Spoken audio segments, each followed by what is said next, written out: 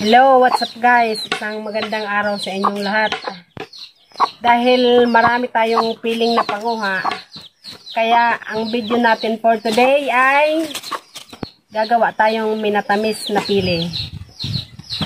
Pili nuts. Pero bago natin magawa yon, kailangan muna nating ipilad. Ganito.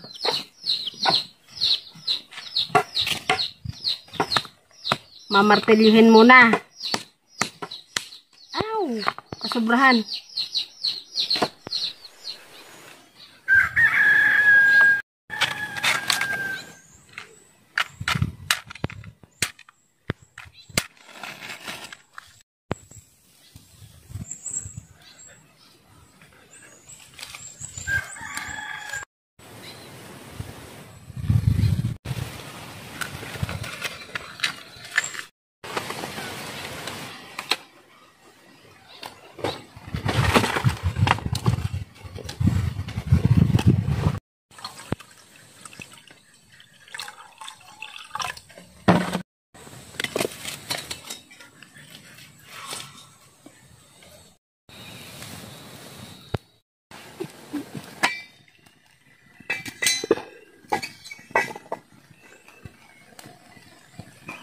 Ay, pwede na.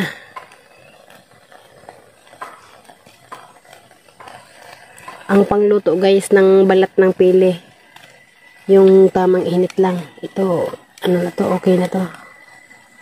Huwag kumukulo. Kasi pag kumukulo, sobra na yan.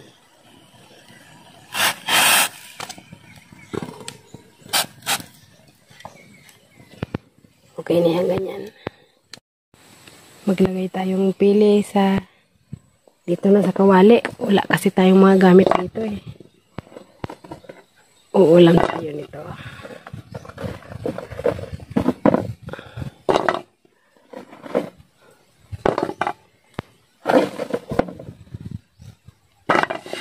Yan, konti lang naman kasi ako lang kakain.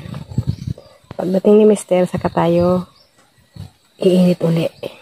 Pag sinabay ko na yung kakainin niya, pagdating niya, sobrang lambot na yun, hindi na masarap.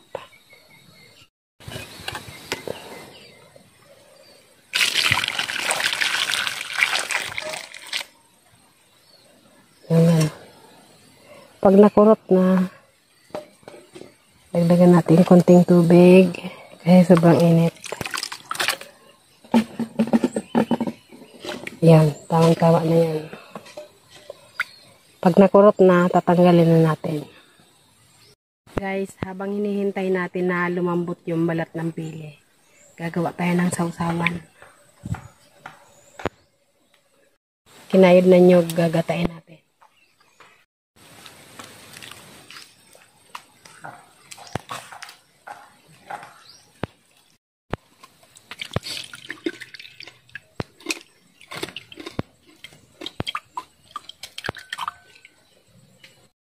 Guys, ito na, nakukurot na. Pwede nang hanguin. Mamaya lang, malambot na to. Basta kailangan nakukurot na. Lalambot na mamaya.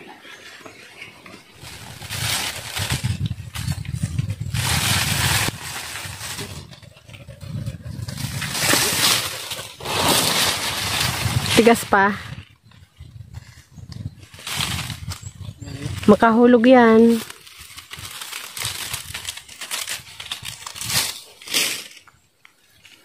Malapit na.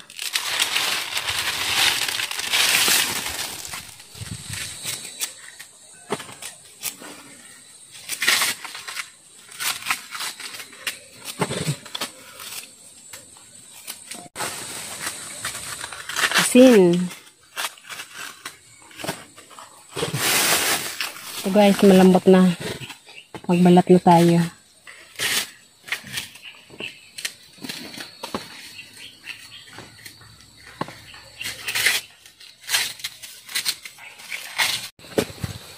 Ito guys, ang sausawan. Sarap to.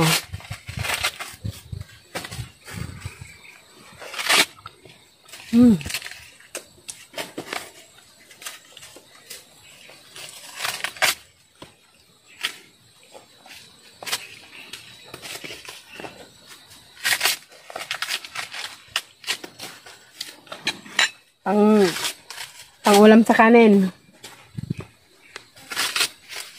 Kain po tayo.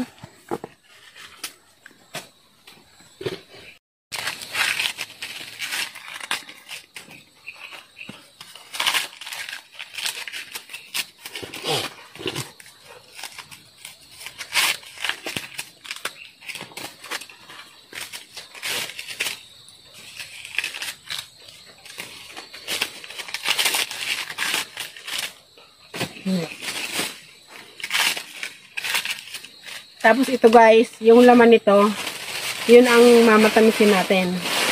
Gagawin nating pili nut candy.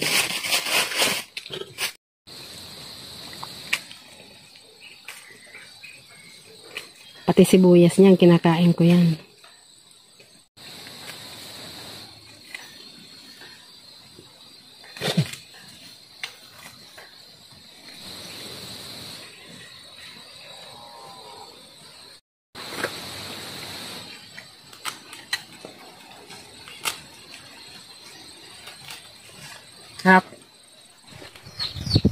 Pag nasobrahan, durog. Nasa lalagyan mo? Uy!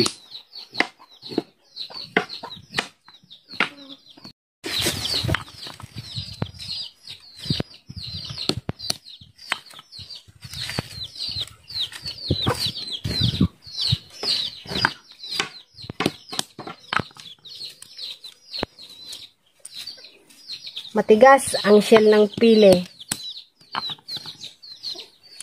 Yun. Para sa nyug din. Wala ko lang kaya doon sa nyug sa pili.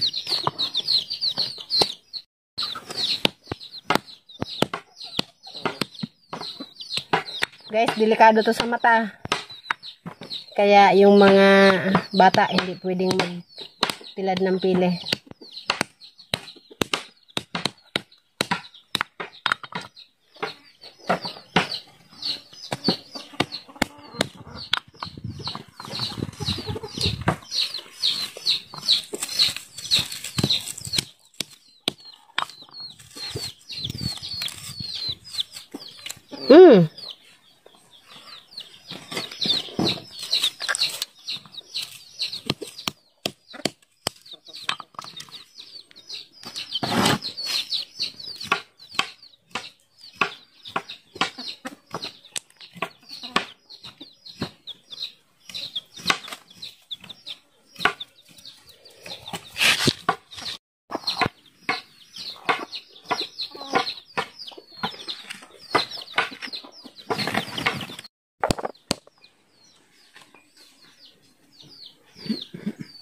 Medyo mahirap-hirap. Kasi may balat pa guys. Hindi namin natanggalan ng balat. Nangihinaya nga ako sa balat. Kasi masarap ang balat nito eh. Eh hindi naman natin kayang ubusin yan. Ang nasusobrahan pa naman yan. Kumukulo-kulo ang tiyan. Nakakapagpalambot ng dumi.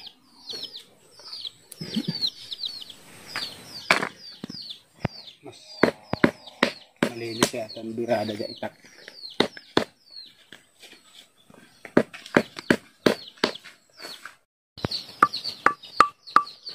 Guys, isang paraan ng pagtilad ng pili.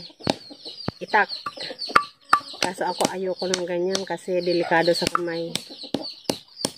Para sa mga bihasa lang, pwedeng gumamit ng itak. Ay, siya marga. Tansyahin mo lang na tamang-tama yung kagat sa shell. Yung sobra. Kasi pag sobra, putol na yung laman. Hop!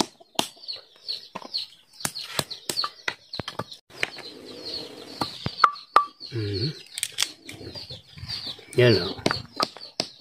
Kailangan magaling kang magtansya.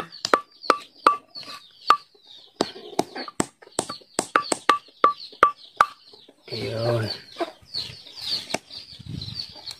Tapos,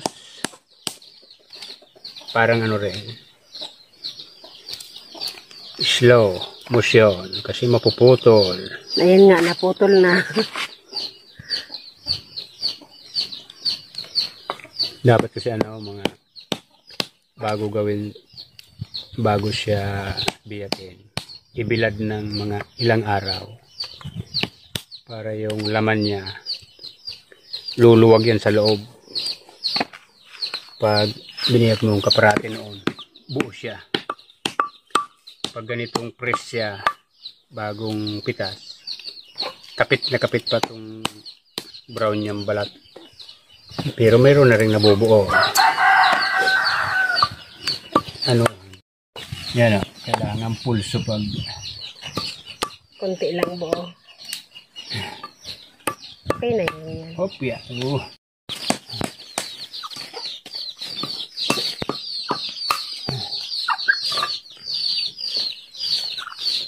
Isang oras ng tultog. Wala na yan. What time na ba? 1. 1? Saktong 1.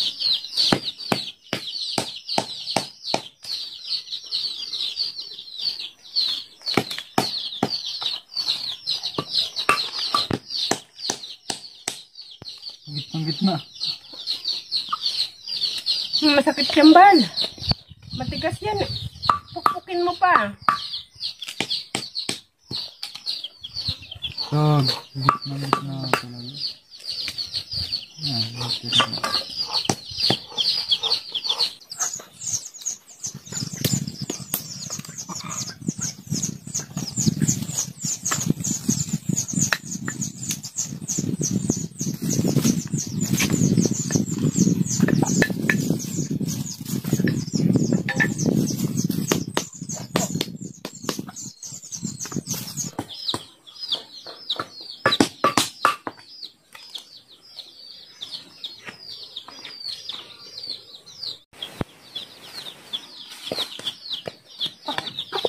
Ako pa rin kay siya yung matibay kumalkal sa puno ng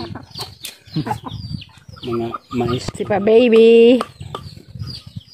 Si pa bibo.